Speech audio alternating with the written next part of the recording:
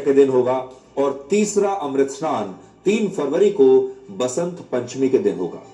बहुत सारे लोग ये भी पूछते हैं कि महाकुंभ में पहला अमृत स्नान नागा साधुओं के द्वारा ही क्यों किया जाता है, यानी सबसे पहले ये अमृत स्नान जो है वो नागा साधु ही क्यों करते हैं।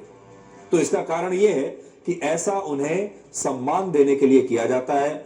जब गुरु आदि शंकराचार्य ने नागा साधुओं की एक टोली बनाई थी, तब उनका उद्देश्य सनातन धर्म की रक्षा करना था और उस समय नागा साधु सनातन संस्कृति के सबसे बड़े रक्षक थे, जिसके कारण उन्हें कुंभ के मेले में सबसे पहले स्नान करने का अधिकार दिया जाता है और यह अधिकार उनके सम्मान के लिए है। और इसीलिए कुंभ मेले में जब अमृत स्नान की शुरुआत होती है तो सबसे पहले नागा साधु ये स्नान करते हैं।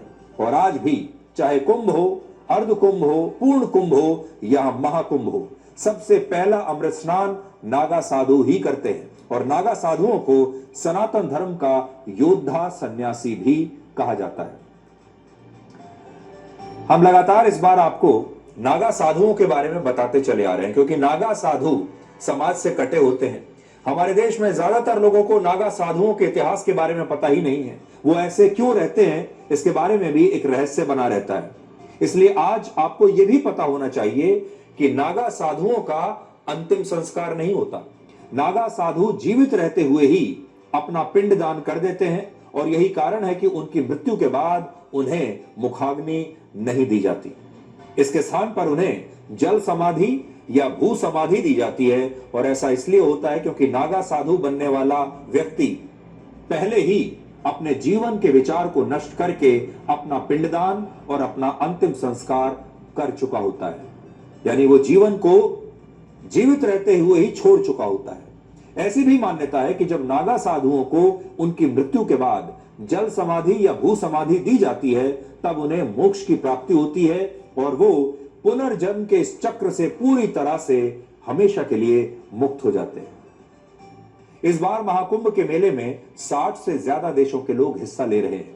इनमें America, Britain, France, Italy, Germany, Spain, Russia, Brazil और दक्षिण अफ्रीका जैसे देश प्रमुख हैं।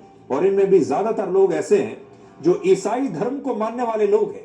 लेकिन अब ये तमाम ईसाई लोग, ये तमाम क्रिश्चियंस महाकुंभ में मोक्ष की प्राप्ति के लिए आत्मशुद्धि करना चाहते हैं।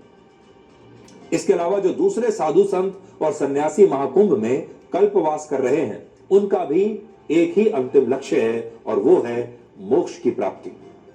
तो पूरी दुनिया से लोग जो आ रहे हैं, इस महाकुंभ में इकट्ठा हो रहे हैं, चाहे किसी भी देश के लोग हो, किसी भी धर्म के लोग हो, सब मोक्ष चाहते हैं।